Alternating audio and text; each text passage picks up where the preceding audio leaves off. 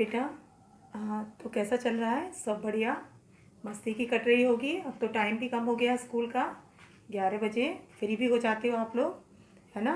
तो कैसा चल रहा है? बुक्स के साथ, किताबों के साथ खेलना कैसा लग रहा है? अच्छा लग रहा होगा। आप लोग कह रहे होगे मैडम क्या कह रही है ये। बेटा सही बात कह रही हूँ कि स्टूडेंट लाइफ में तो बेटा खेलना किसके साथ है? बुक्स के साथ ही, किताबों के साथ। जितना आप खेलेंगे उतना ही अच्छा आपको रिजल्ट मिलेगा, है ना? मेरा बेटा भी है, BLLB कर रहा है। कई बार कहता है मम्मी बड़ा बर्डन। तो मैं कहती हूँ बेटा कि आपको तो वैसे भी ज़्यादा देखना है बुक्स के साथ खेलना, क्योंकि यदि आप नहीं करेंगे तो आपको लॉ कानून वगैरह कैसे पता लगेंगे, है ना? तो बुक्स के साथ खेलना हो गई बेटा स्टूडेंट लाइफ में तो।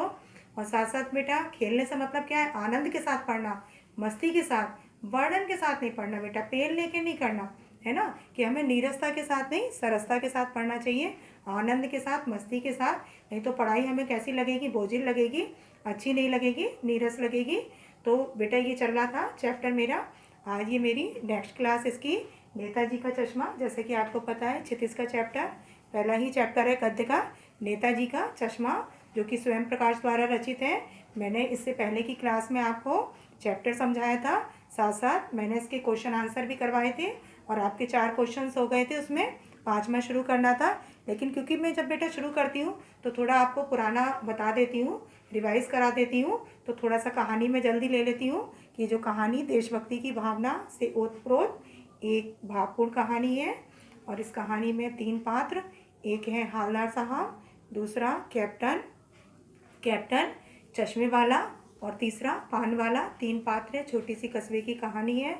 वही चौराहे के इर्द गिर्द घूमती है, वही मैन बाजार है, उसी का ही वर्णन है कि हालदार साहब को क्या था, हर 15वें दिन कंपनी के काम से जाना होता था, तो एक छोटे से कस्बे से होकर गुजरते थे। जो कस्बा था उसके बारे में बताया गया है कि उस कस्बे में क्या क्या था। कि उस कस्बे में जो था बेटा कि एक था लड़कों का विद्यालय, एक लड़कियों का विद्यालय था, एक सीमेंट का कारखाना था, 2 ओपन एयर सिनेमा घर थे, और उसके अलावा एक नगर पालिका जो छोटे मोटे काम कराती रहती थी, सड़कें वगैरह बनवाना, शौचालय वगैरह बनाना, कबूतरों की छतरी वगैरह। तो इस तरह के छोटे मोटे काम कराती रहती थी जो नगर पालिका थी। तो वहाँ पर एक कमी महसूस हुई कि चौराहे पर किसी महापुरुष की मूर्ति होनी चाहिए जो हमारे लिए प्रेरणा स्रोत बने, जिनसे हम सीख लें, प्रेरित हों, उनके बताए मार्ग का अनुसरण करें। तो ये काम जो पालिका, नगर पालिका के उत्साही बोर्ड को, प्रशासनिक अधिकारी को सौंपा गया कि भाई मूर्ति बनवाई जाए। तो ये निर्णय लिया गया सबने कि भाई सुभाष चंद्र बोस की मूर्ति लगवा देते हैं। नेताजी की स्वतंत्रता सेनानी रहे हैं, देश को आज़ाद कराने में इन्होंने अपना सब कुछ, घर गृहस्थी, जवानी, ज़िंदगी, है ना, किसी की परवाह नहीं की, और देश को आज़ाद कराने में पूरी तरह से योगदान दिया इन्होंने, है ना। तो ये हुआ कि भाई इनकी मूर्ति लगवा दी जाए। तो क्या था कि ये था जो उनके पास लागत थी, बजट था, है ना, और लागत जो आ रही थी वो कहीं अधिक आ रही थी अनुमान बजट से। तो ये हुआ कि किसी स्थानीय व्यक्ति को दे दिया जाए तो समय भी कम लगेगा और लागत भी कम, और मूर्ति बनकर तैयार हो जाएगी। तो जो वहीं के उसको स्कूल के मास्टर मोतीलाल, उनको बुलाया गया, काम सौंपा गया, उनसे पूछा गया, राजी हो गए। उन्होंने मूर्ति बनाकर तैयार कर दी। महीने भर में मूर्ति बन गई, बहुत सुंदर सजीव। नेताजी कमसिन लगते थे, वही सारे नारे, तुम मुझे खून दो मैं तुम्हें आज़ादी दूंगा, दिल्ली चलो, दिल्ली अभी दूर नहीं है, ये सब नारे उनके स्वतंत्रता आंदोलन का जो परिदृश्य चित्र वो आंखों के सामने उभर कर आ जाता था, मानस पटल पर उभर कर आ जाता था। अब क्या था कि केवल एक कमी थी मूर्ति पर, कि मूर्ति पर चश्मा नहीं था, जो कि देखने में अच्छी ना लगना, क्योंकि कोई लगाता है चश्मा वगैरह और ना लगाए तो अजीब सी शक्ल लगने लगती है। अब क्या था कि जो मूर्ति पर चश्मा, जब हालदार साहब निकले, देखा उन्होंने, तो उन्हें जो कस्बे के लोगों का प्रयास सराहनीय लगा। उन्होंने कहा मूर्ति क्या है कि भले ही वास्तविक नहीं है, पत्थर की है, लेकिन चश्मा वास्तविक है, ये आइडिया बुरा नहीं है। फिर उन्होंने जब दूसरी बार निकले, देखा मूर्ति पर बदला चश्मा, पहले गोल फ्रेम का, चौकोर का, इस तरह से बदलते कई देखे। उनकी क्यूरियोसिटी, उनकी जिज्ञासा बढ़ गई। अब उन्होंने पान वाले से पूछा, तो पान वाले ने उस पर बताया कि भाई मास्टर जो था मोतीलाल, वो मूर्ति पर चश्मा बनाना भूल गया, और जो कैप्टन वो मूर्ति पर क्या कर देता है, चश्मा लगा देता है।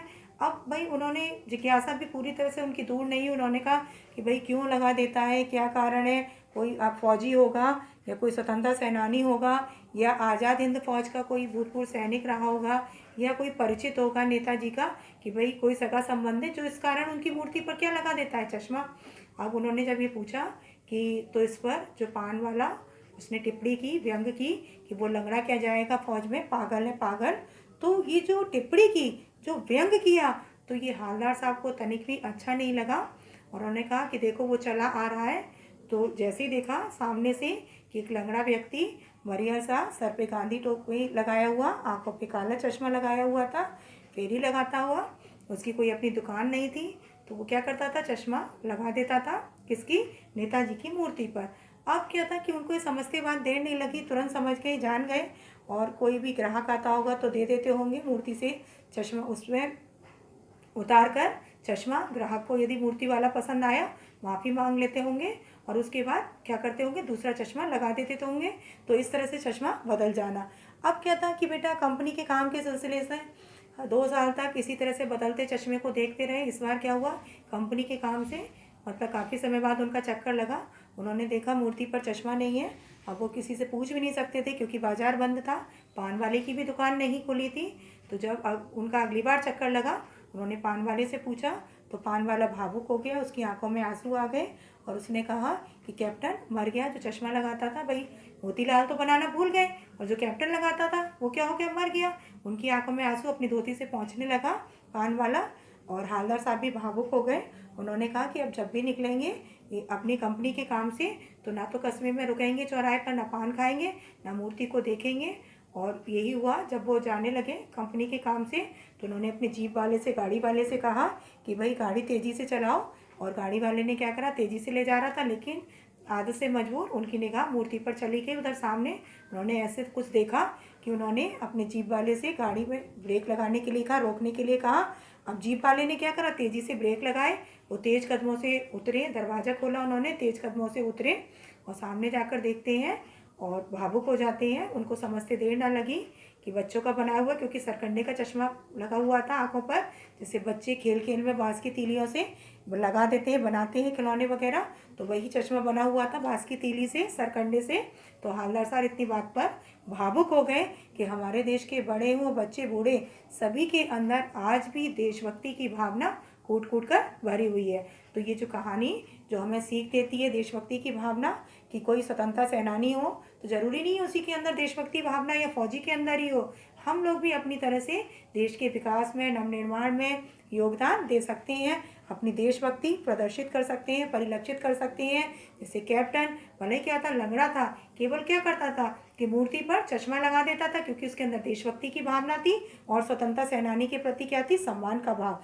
बच्चे छोटे जबकि ना समझ, लेकिन उनको भी मूर्ति क्या नहीं अच्छी लग रही थी नेताजी की बिना चश्मे की, जिस कारण उन्होंने क्या कर दिया था, मूर्ति पर चश्मा लगा दिया था। तो ये बेटा कहानी आप लोगों को समझ में आई होगी, मैंने रिवाइज करा दी आपकी पुनरावृत्ति, ताकि जो क्वेश्चन है इससे रिलेटेड आपको अच्छे से समझ में आए। और बेटा आनंद के साथ पढ़ो, मस्ती के साथ, हर एक क्वेश्चन का मतलब समझने की कोशिश करो, क्योंकि कहानी आपको समझ में आ गई और कहानी से ही रिलेटेड है।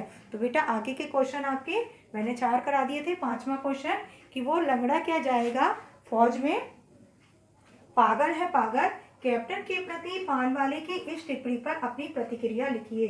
तो वो लंगड़ा क्या जाएगा फौज में, पागल है पागल, ये बात किसने कही थी, ये बात कही थी पान वाले ने व्यंग करने के लिए, किसका, कैप्टन के लिए, कि वो लंगड़ा क्या जाएगा फौज में, पागल है पागल, क्योंकि वो उसका मूर्ति पर चश्मा लगाना क्या समझता था, पागलपन समझता था। कौन समझता था, कैप्टन, है ना।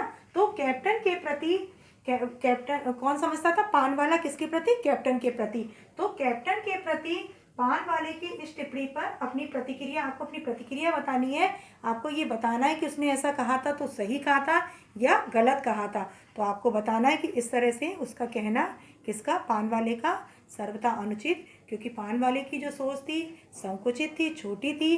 क्यों, क्योंकि वो अनपढ़ था, अशिक्षित था, है ना। और उसकी जो सोच थी वो कैसी थी, संकुचित थी, सीमित थी, अनपढ़ होने के कारण। और वो क्या समझता था कि जो सीमा पर तैनात फौजी होते हैं या स्वतंत्रता सेनानी, उन्हीं के अंदर ही केवल देशभक्ति की भावना होती है ना। वो ये नहीं समझ पा रहा था कि यदि ये कैप्टन चश्मा लगाता है तो देशभक्ति की भावना के कारण वो उसको क्या समझ रहा था, उसका पागलपन। तो इस तरह से हमें यूं किसी देशभक्त का मजाक उड़ाना उचित नहीं है, सर्वथा अनुचित है ना। तो आपकी क्या प्रतिक्रिया हुई कि हमें किसी भी देशभक्त का इस तरह से मजाक नहीं उड़ाना चाहिए, और क्योंकि कैप्टन के अंदर भी देशभक्ति की भावना थी और नेताजी के प्रति सम्मान का भाव था, तो इस कारण से उसका मजाक उड़ाना सर्वथा अनुचित था, जैसा कि किसने उड़ाया था, पान वाले ने, है ना। क्योंकि उसकी सोच कैसी थी, संकुचित थी, सीमित थी, क्योंकि वो कैसा था, अनपढ़ था, अशिक्षित था। क्लियर बेटा। अब आगे, निम्नलिखित वाक्य पात्रों की कौन सी विशेषता की ओर संकेत करते हैं। ये जो निम्नलिखित वाक्य हैं, इन वाक्य के आधार पर आपको बताना है कि वो पात्रों की किस विशेषता को उजागर करते हैं। पहला है इसके अंतर्गत, हालदार साहब हमेशा चौराहे पर रुकते और नेताजी को निहारते। कि हालदार साहब हमेशा क्या करते थे बेटा, चौराहे पर रुकते थे और मूर्ति को निहारते थे, नेताजी को। क्यों? क्योंकि उनके अंदर भी देशभक्ति की भावना थी और नेताजी के प्रति सम्मान का भाव था, आदर का भाव था। तो इस कारण से वो क्या करते थे, चौराहे पर रुकते थे और नेताजी की मूर्ति को निहारते थे। निहारते मीन्स बहुत समय तक देखते रहते थे। किसको? नेताजी की मूर्ति को। क्यों? क्योंकि उनके अंदर देशभक्ति की भावना थी और नेताजी के प्रति सम्मान का भाव। तो ये जो विशेषता है पात्र की, कौन सी? कि नेताजी के प्रति सम्मान का भाव और देशभक्ति की भावना, ये विशेषता परिलक्षित होती है, दिखाई देती है। अब आगे नेक्स्ट क्वेश्चन, पान वाला उदास हो गया, उसने पीछे मुड़कर मुंह का पान नीचे थूका और सिर झुकाकर अपनी धोती के सिरे से आंखें पोंछता हुआ बोला, साहब कैप्टन मर गया। है ना, कि पान वाला उदास हो गया। जब उसने पूछा कि मूर्ति पर चश्मा नहीं है हालदार साहब ने, तो उसने उदास हो गया था और अपनी धोती के छोर से अपने आंसू को पोंछने लगा और उससे बोलता है, किससे? हालदार साहब से। कौन कहता है? पान वाला। कि भाई कौन मर गया? उसने अपना मुंह का पान थूका और सिर झुकाकर अपनी धोती के सिरे से आके पहुंचता हुआ बोला कि कैप्टन मर गया। तो जो उसने ये बात कही है, उसके आधार पर आपको विशेषता बतानी है पान वाले की, कि पान वाला कैसा था, भावुक। भले ही वो व्यंग करता था, मजाक करता था, उपहास करता था, क्योंकि हंसी मजाक स्वभाव का था, वो विनोदी स्वभाव का था, हंसी मजाक वाले स्वभाव का था, विनोदी स्वभाव का था, है ना। ये उसकी एक अलग विशेषता थी। लेकिन इसके अलावा उसके अंदर क्या था, भावुकता का गुण, यानी वो भावुक भी था, है ना। कि जब उसको कैप्टन की मृत्यु का जब वो समाचार बताता है, तो वो भी क्या हो जाता है, भावुक। तो इसके अंतर्गत आपको विशेषता बतानी है कि जो पान वाला था वो कैसा था, भावुक व्यक्ति था। तो ये आपको उसकी विशेषता बतानी है। किसकी बतानी है? पान वाले की।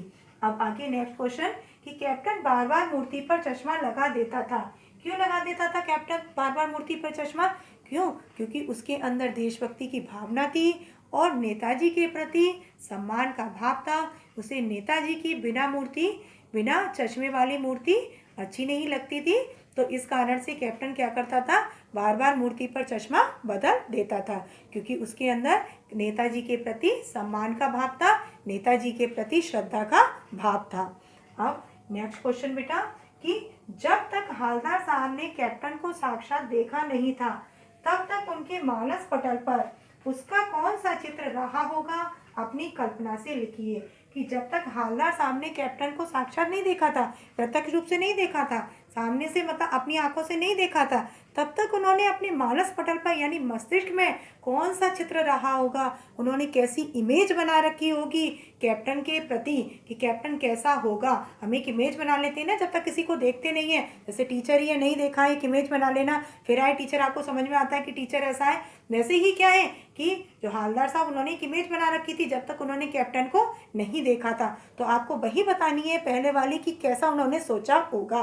तो इसमें आपको बताना होगा, आपको अपनी कल्पना से लिखना होगा कि उन्होंने सोचा होगा कि जो कैप्टन होगा कैसा होगा, हष्ट पुष्ट, तंदुरुस्त होगा, चौड़ा होगा, सीने वाला, लंबा होगा, रौबीला होगा, दबंग होगा। ये सारे गुण सोच रखे होंगे किसके बारे में, उसने कैप्टन के बारे में। क्योंकि ये नहीं सोचा होगा कि वो क्या है, लंगड़ा। क्योंकि ये कैप्टन के नाम से हमारे में क्या छवि उभर आती है कि कोई हष्ट पुष्ट, रौबीला, चौड़ा, हष्ट पुष्ट, है ना, हट्टा कट्टा कोई व्यक्ति होगा। तो क्या इमेज बना रखी होगी कि कोई हष्ट पुष्ट होगा, हट्टा कट्टा होगा, है ना, चौड़ा होगा, सीने वाला, लंबा होगा, और कैसा होगा, रौबीला होगा, दबंग होगा। ये इमेज बना रखी होगी। अब आगे बेटा, कि कस्बों, शहरों, महानगरों के चौराहे पर किसी न किसी क्षेत्र के प्रसिद्ध व्यक्ति की मूर्ति लगाने का प्रचलन सा हो गया है। बेटा आपने देखा होगा, कस्बा होता है, शहर, महानगर वगैरह में चौराहे जो बने होते हैं, वहाँ पर किसी न किसी प्रसिद्ध व्यक्ति मूर्ति लगाने का प्रचलन हो गया है कि उनसे प्रेरित हो, सीख लें, है ना। तो व्यक्ति की मूर्ति लगाने का प्रचलन सा हो गया है। इस तरह की मूर्ति लगाने की क्या उद्देश्य हो सकते हैं? इसमें पहला क्वेश्चन है कि यदि हम इस तरह की मूर्ति लगाते हैं तो इसके क्या उद्देश्य हो सकते हैं? तो इसके उद्देश्य कि उनके प्रति क्या है बेटा, सम्मान का भाव, उनसे प्रेरणा स्रोत बनाना, उन्हें प्रेरित होना, उनके बताए मार्ग का अनुसरण करना और भावी पीढ़ी भी हमारी उनके बारे में जान सके।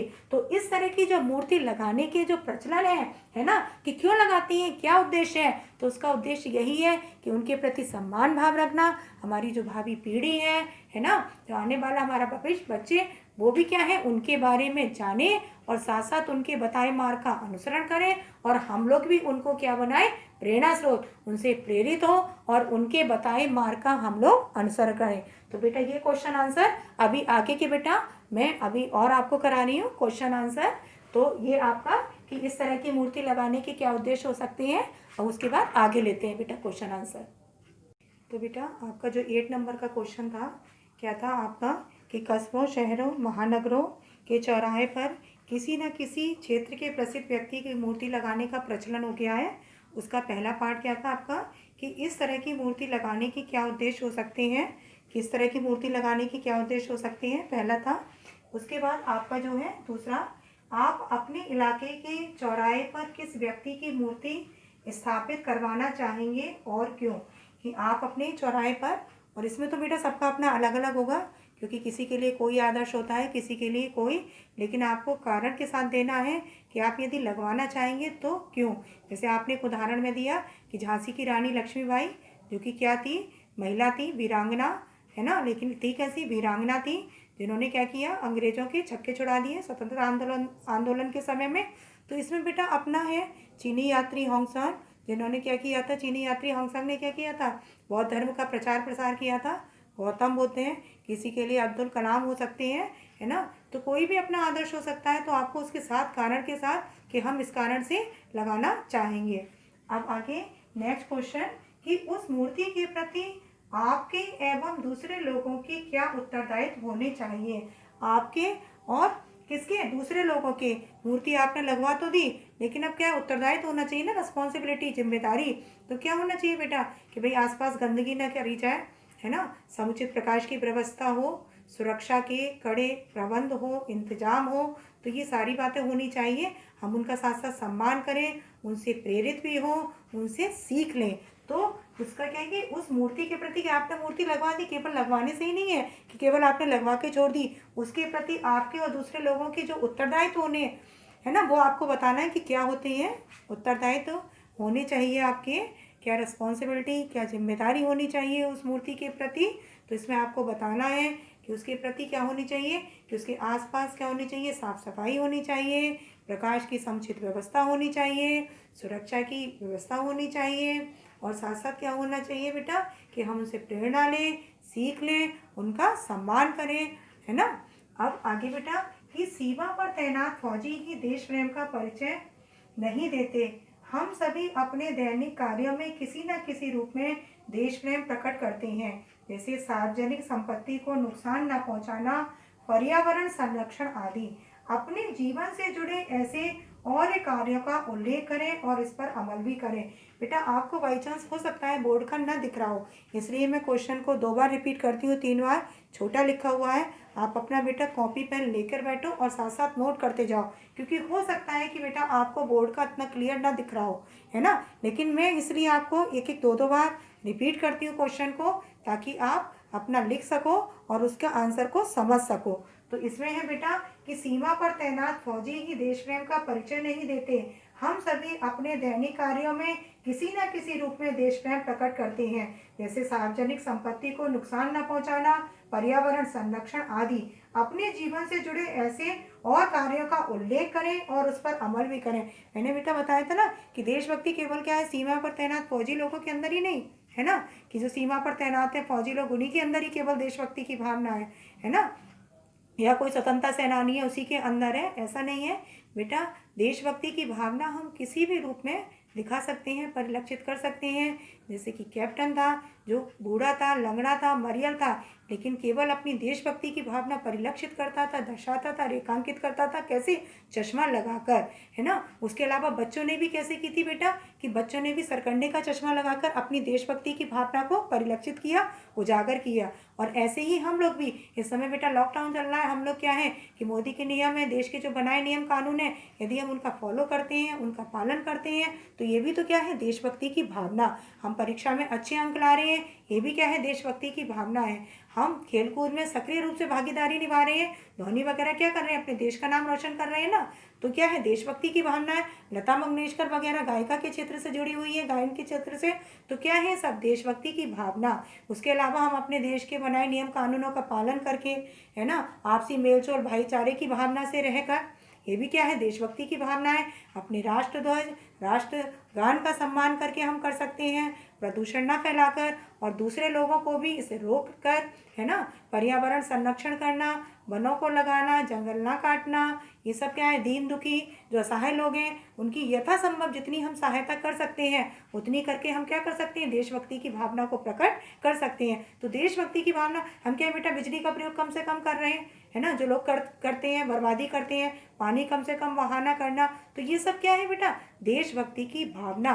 और हम इस रूप में परिवहन के साधनों का जो हम करते हैं बेटा, स्कूटर बाइक वगैरह इतना चलाते हैं, पेट्रोल वगैरह से खत्म करते हैं, है ना, तो इससे क्या है हमारे प्राकृतिक जो संसाधन उनका क्या हो रहा है अनुचित विदोहन।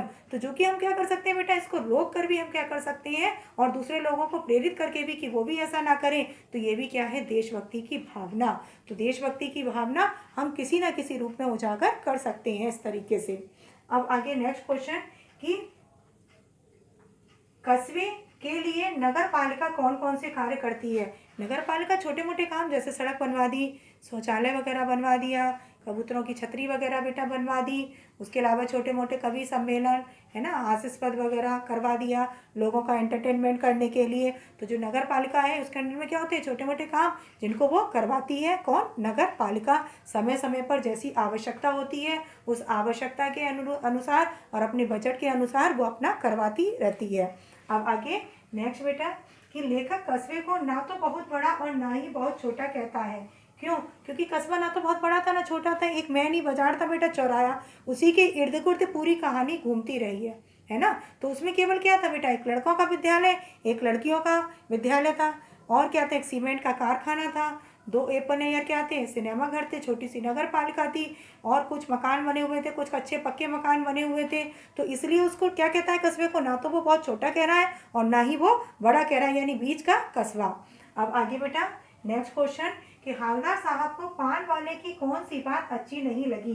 कि जो हालदार साहब उसको पान वाले की कौन सी बात जो टिप्पणी करी थी, व्यंग किया था कि वो लंगड़ा क्या जाएगा फौज में, पागल है पागल, ये बात किसने कही थी बेटा, पान वाले ने।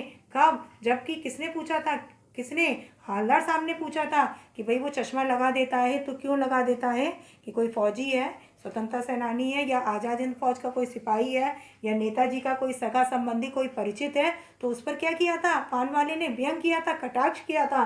तो उनको हालदार साहब को पान वाले की इस तरह से व्यंग करना कैप्टन के प्रति अनुचित लगा, गलत, क्योंकि कहीं ना कहीं क्या था कि जो कैप्टन उसके अंदर भी देशभक्ति की भावना, नेताजी के प्रति सम्मान का भाव, यानी स्वतंत्रता सेनानी के प्रति सम्मान का भाव था, है ना। तो इस कारण किसी देशभक्त का मजाक उड़ाना सर्वथा अनुचित, और ये बात उनको खराब लगी थी, किसकी, पान वाले की, हालदार साहब को। अब आगे नेक्स्ट क्वेश्चन कि कैप्टन का व्यक्तित्व कैसा था। कैप्टन कैसा था बेटा, कैप्टन कैसा था, बूढ़ा था, लंगड़ा था बेटा, मरियल सा था, सर पर गांधी टोपी लगाता था, आंखों पर काला चश्मा लगाता था, उसके अलावा फेरी लगाता था, और नेताजी की मूर्ति पर चश्मा बदल देता था। तो कैप्टन का व्यक्तित्व कैसा था बेटा, कि कैप्टन लंगड़ा था, बूढ़ा था, मरियल था, सर पर गांधी टोपी लगाता था, आंखों पर काला चश्मा लगाता था, और क्या था बेटा उसके अंदर देशभक्ति की भावना थी, नेताजी के प्रति सम्मान का भाव था, जिस कारण से वो क्या करता था, मूर्ति पर चश्मा लगा देता था। अब आगे नेक्स्ट क्वेश्चन कि हालदार साहब चक्कर में क्यों पड़ गए। हालदार साहब चक्कर में क्यों पड़ गए कि जब उन्होंने देखा किसको, कैप्टन को, वो तो समझ रहे थे कि कैसा होगा, हष्टपुष्ट होगा, रौवीला होगा, दबंग होगा, है ना। जब तक नहीं देखा था, क्वेश्चन आया था ना कि हालदार साहब ने, तब तक उनके मानस पटल पर कौन सा चित्र अंकित रहा होगा, जब तक उन्होंने कैप्टन को नहीं देखा होगा। तो उनके मानस पटल पर तो कौन सा था कि कोई रौबीला होगा, हष्टपुष्ट होगा, लंबा चौड़ा होगा, है ना। तो लेकिन जब उन्होंने देखा हालदार साहब ने किसको, कैप्टन को, कि वो कैसा है, लंगड़ा है, मरियल है, बूढ़ा है, सर पर गांधी टोपी लगाया हुआ है, आंखों पर काला चश्मा, और क्या लगा रहा है, जगह जगह फेरी लगा रहा है, उसकी अपनी कोई दुकान भी नहीं है। तो जब उसने ये देखा, किसने, हालदार साहब ने, तो वो चक्कर में पड़ गए, किसको देखकर, कैप्टन को देखकर। अब आगे नेक्स्ट क्वेश्चन कि नेताजी का चश्मा पाठ से क्या संदेश मिलता है। नेताजी के चश्मे पाठ से कि हमें भी अपने अंदर देशभक्ति की भावना रखनी चाहिए। जैसे लास्ट ईयर आपने चैप्टर पढ़ा था, रीढ़ की हड्डी, शंकर जैसे लड़कों की जरूरत, उमा जैसी लड़कियों की जरूरत, जो पढ़ी लिखी, सुशिक्षित, संस्कारी, और जिस देश में ऐसे लोग रहेंगे वो देश निश्चित रूप से उसका भविष्य क्या होगा, उज्जवल। और जिस देश में शंकर जैसे लोग होंगे, अपंग, जिनकी सोच कैसी, संकुचित, है ना, पढ़ा लिखे होने के बावजूद भी निम्न सोच होना, संकीर्ण सोच होना, तो जिस देश में ऐसे लोग होंगे तो वो देश पतन के गर्त में जाएगा निश्चित रूप से।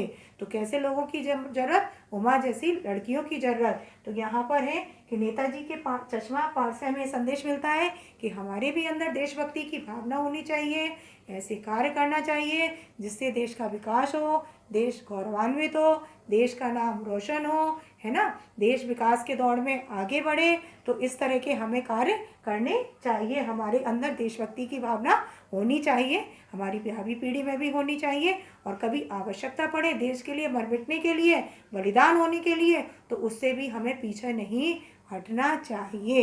ये भाव हमारे अंदर होना चाहिए। जिस देश में हमने जन्म लिया है, जहाँ की मिट्टी में पले बड़े हैं, है ना, तो उसके प्रति हमारे भी क्या होने चाहिए, कर्तव्य होने चाहिए, उत्तरदायित्व होने चाहिए।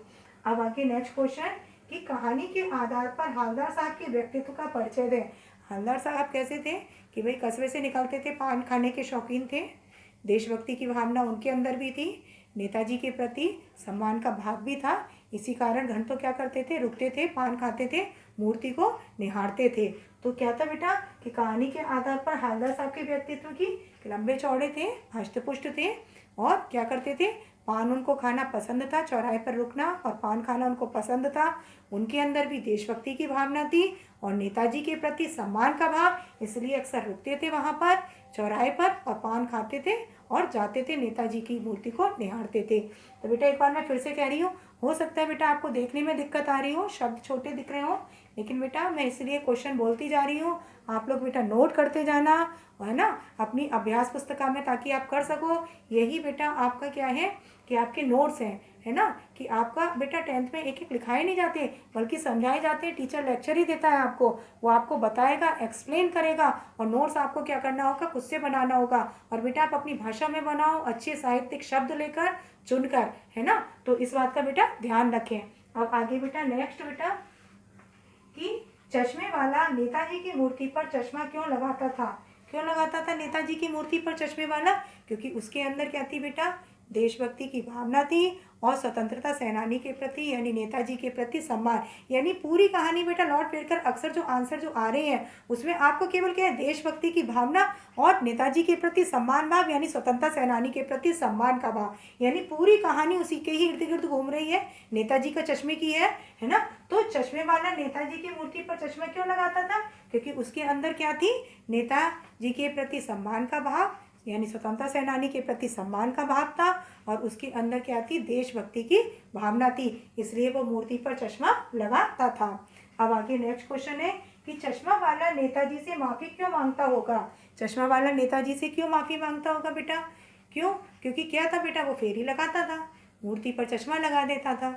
यदि किसी ग्राहक को मूर्ति का चश्मा पसंद आ गया, है ना, तो वो क्या करता था, क्योंकि उसको अपने बेचने भी थे चश्मे, तो वो क्या करता था कि मूर्ति से चश्मा उतारता था, नेताजी से माफ़ी मांगता था, ग्राहक को दे देता था, और मूर्ति पर क्या कर देता था, चश्मा बदल देता था। तभी तो था ना कि जो हालदार साहब थे जब जाते थे तो बदलते फ्रेम वाला देखते थे, कभी गोल लगा हुआ है, कभी चौकोर, कभी बड़ा, कभी काला, है ना। तो ऐसे फ्रेम वाला देखते थे, बदले हुए वाला। क्यों? क्योंकि उसका कारण था कि उसकी अपनी कोई दुकान थी नहीं, फेरी लगाता था, चश्मा उसको बेचना था।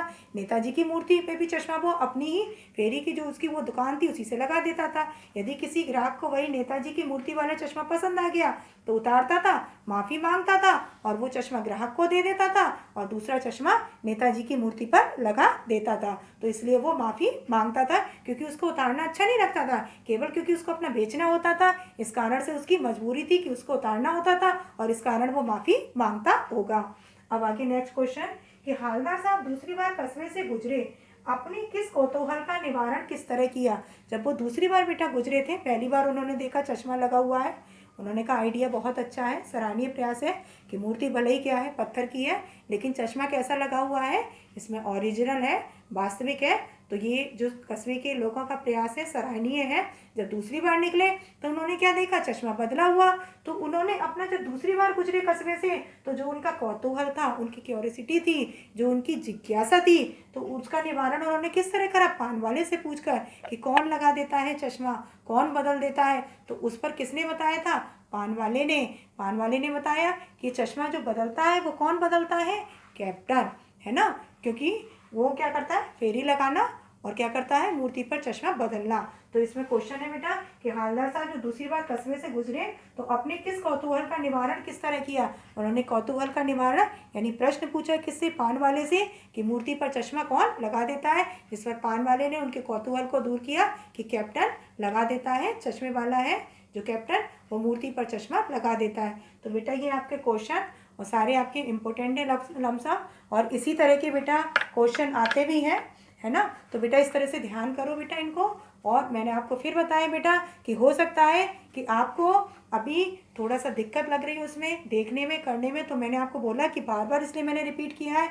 आप इसको बेटा करो, समझो और इसका बेटा अभ्यास करो, क्योंकि जितना अभ्यास करोगे बेटा उतना ही अच्छा। मेन क्या है बेटा, स्टोरी। आपको स्टोरी यदि अच्छे से समझ में आ गई तो क्वेश्चन तो आपके बीच के बेटा कहीं से भी कुछ भी पूछ लिया जाए, सब कुछ फिर आपके लिए आसान। मेन आपकी क्या है, स्टोरी। तो स्टोरी को आपने यदि समझ लिया अच्छे से तो निश्चित रूप से बेटा आप हर क्वेश्चन का आंसर अच्छे से दे सकेंगे।